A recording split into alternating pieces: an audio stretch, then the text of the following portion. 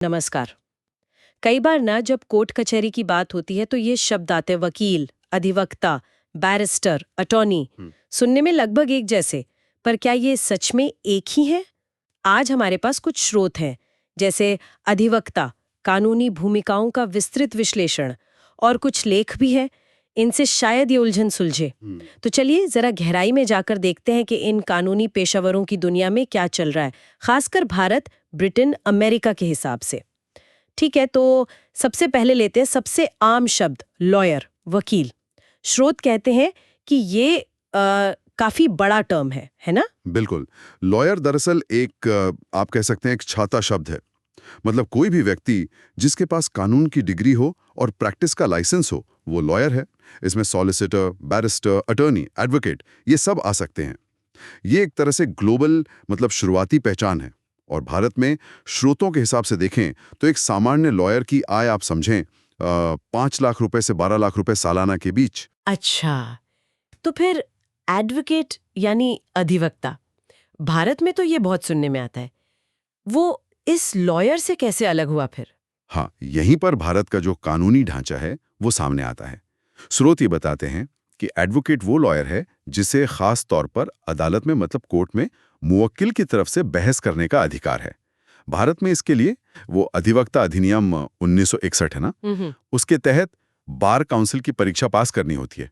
ओह अच्छा। तो हर एडवोकेट एक लॉयर तो है जाहिर है, लेकिन हर लॉयर एडवोकेट नहीं होता जब तक वो कोर्ट में प्रैक्टिस करने की ये वाली योग्यता ना ले ले। समझ गई।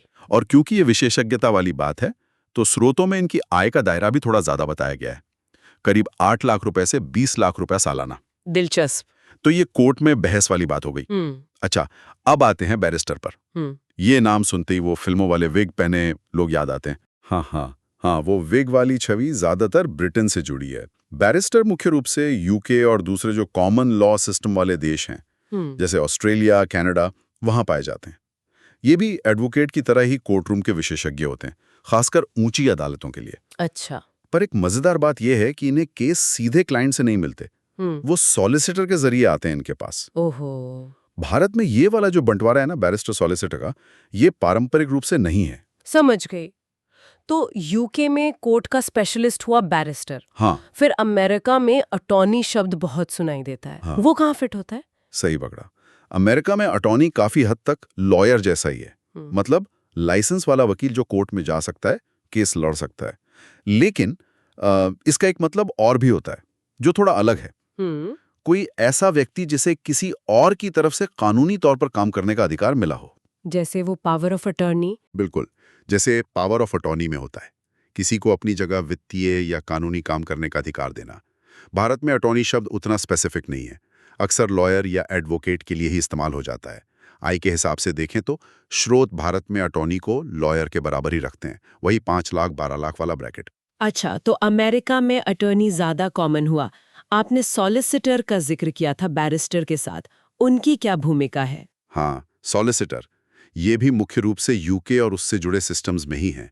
ये वो कानूनी पेशेवर हैं जो ज्यादातर आप कह सकते हैं पर्दे के पीछे काम करते हैं, जैसे कानूनी सलाह देना, कॉन्ट्रैक्ट वगैरह दस्तावेज बनाना, प्रॉपर्टी के मामले देखना। अच्छा, मतलब ऑफिस वाला काम ज्यादा। हाँ, कह सकते हैं।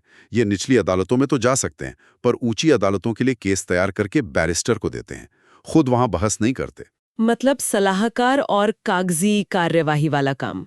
बिल्कुल, सलाहकार और लेन देन सुनिश्चित करने वाला। भारत में अगर इस तरह के काम देखें तो आय 4 लाख रुपए से 10 लाख रुपए के बीच हो सकती है, स्रोतों के अनुसार।